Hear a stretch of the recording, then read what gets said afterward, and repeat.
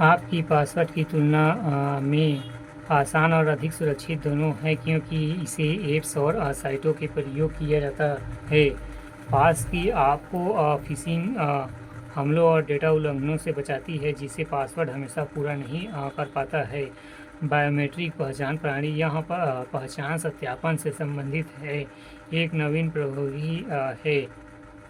इसमें व्यक्ति के शरीर और चेहरे के विशिष्ट हिस्सों, अंगूठे, हथेली, आँख के ऊपर भौहें एवं मुख के पक्ष एवं डोरी इत्यादि के आधार पर पहचान परखी जाती है।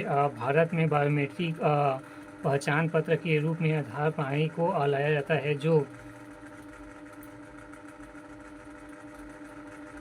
Unique identity authority of India UIDAI द्वारा संचालित किया जा रहा है। नीति एवं संस्थागत विधिक प्रयास साइबर सुरक्षा 2013 के अंतर्गत साइबर सुरक्षा की संपूर्ण रणनीति प्रस्तुत की गई है।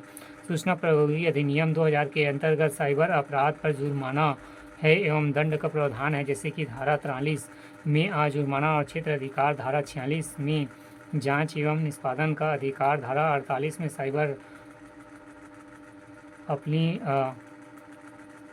अपलनीय न्यायाधिकरण का गठन, धारा 66 में कंप्यूटर प्रणाली की हैकिंग, धारा 67 में इलेक्ट्रॉनिक माध्यम से अश्लील सामग्री का प्रकाशन। साइबर सुरक्षा संस्थानों के अंतर्गत शामिल CIRT इन देश में साइबर अपराध का अवलोकन एवं राष्ट्रीय निगरानी और चेतावनी जारी करने के लिए कंप्यूटर इमरजेंसी और रिस्पांस टीम CERT इन 24/7 मतलब 24 घंटे कार्य कर रही है। National critical performance infrastructure protection centre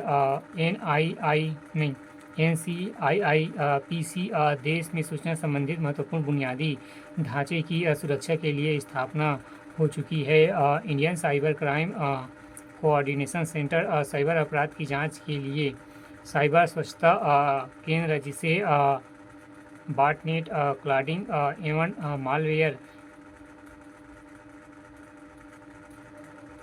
analysis centre की स्थापना।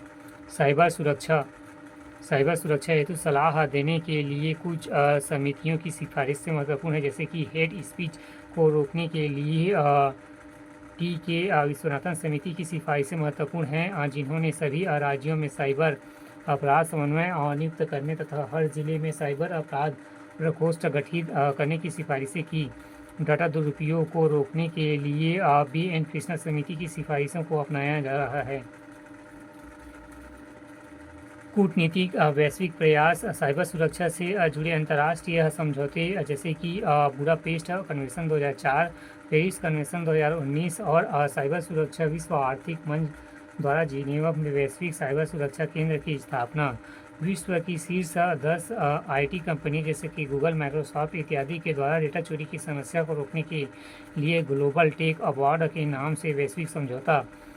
इंटरनेट गवर्नेंस का विचार इंटरनेट गवर्नेंस एवं ई-गवर्नेंस दोनों भिन्न अवधारणाएं हैं, जहां ई-गवर्नेंस का तात्पर्य सरकार एवं प्रशासनिक कार्यों में इंटरनेट आधारित तकनीक के प्रयोग से है, वहीं इंटरनेट गवर्नेंस का अर्थ इंटरनेट के प्रयोग से विनियमित करना है। वर्तमान इंटरनेट की प्रणाली किसी व्यक्ति, सरकार, संगठन अथवा संस्था द्वारा संचालित नहीं होती है, बल्कि यह विश्व स्तर पर वितरित नेटवर्क है, जिसमें सुरक्षा से जुड़े हुए कई नेटवर्क भी शामिल है, जो विकेंद्रीकृत रूप से संचालित है। इस विकेंद्रीकृत नेटवर्क में परिणाम स्वरूप इंटरनेट पर एकाधिकार और इसके बीच जो दोनों की संभावनाएं बढ़ जाती है। चूँकि अधिकांश इंटरनेट सर्वर अमेरिका में हैं, तो अमेरिकन सर्विलांस और दुरुपयोग की समस्या। वर्तमान में इंटरनेट के संचालन एवं समन्वय के लिए internet corporation for site games एवं नंबर्स ICANN नामक संस्थान भी है जिसका मुख्यालय कैलिफोर्निया के लॉस एंजलिस में है। इसमें भी अमेरिकी एकाधिकार दिखता है। इंटरनेट गवर्नेंस के अंतर्गत इंटरनेट के नियमन को संयुक्त राष्ट्र एवं किसी देशों के समूह को देने का निर्णय लिया गया है। हालांकि इस विचार को व्यवहारिक रूप से लाने के लिए देशों को भी सहमति जरूरी है। इंटरनेट गवर्नेंस के अंतर्गत संस्थाएं एवं समूह अपनी अपनी भूमिका के अनुसार एक दूसरे के साथ समन्वय स्थापित कर इंटरनेट संबंधित नीतियां एवं मानक निर्धारित करते हैं, जिसमें सार्वजनिक हित एवं इंटरनेट का संचालन हो सके।